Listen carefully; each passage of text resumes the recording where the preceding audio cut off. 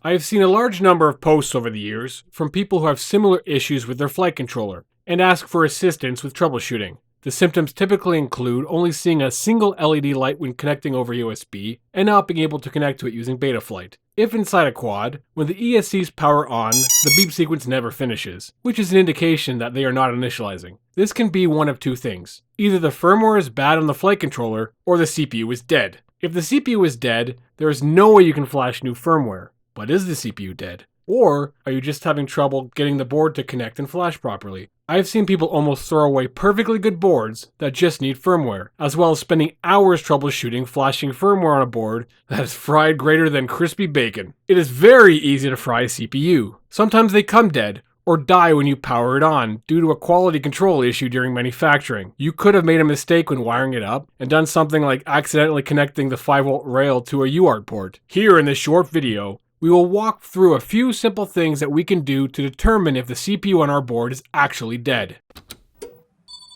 Recursion Labs.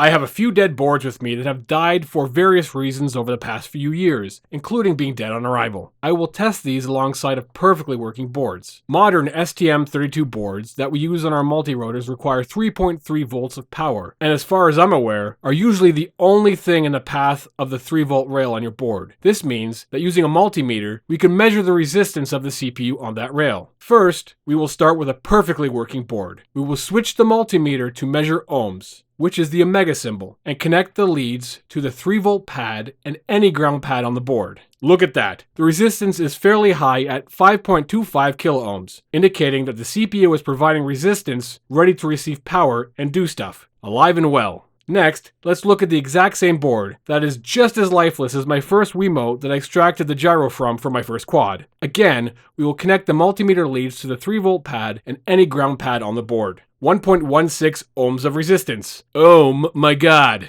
That is essentially a short. There's nothing there. A lifeless electronic corpse. Let's try this again on a different board, connecting the leads to the 3-volt pad and any ground on the board. A very strong 10 kiloohms. It's alive! Back to the days of Time Cop. Let's try this old NAS-A32 board. Again, the 3-volt pad and ground. 2.12 ohms. It's dead, Jim. Now, what if you don't have a multimeter? What? The answer is to get one.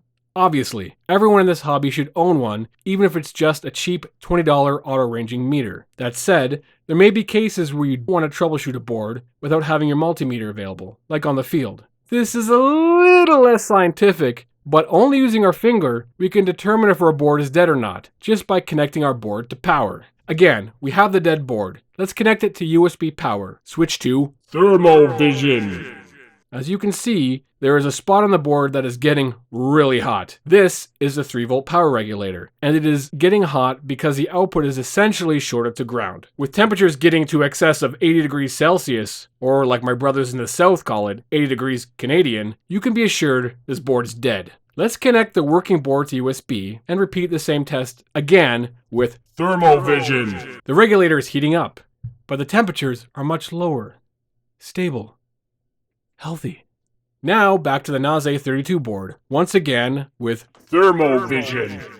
Holy balls! That is getting hot rather quickly. Over 150 degrees Celsius, or over 300 degrees American. Not only is the CPU crispy bacon, you could probably cook some on it. And here it is, the 3-volt regulator. Look for the small chip with 3 rear pins and 2 forward pins. Every board I have uses many different ones, so the labeling won't all be the same. You can Google the code on the top to make sure it's the 3-volt regulator. So when you're in the field and want to test if your CPU is dead, find the 3-volt regulator, power on the board, and see if it gets a little bit hot, or holy shit, my finger is burning hot!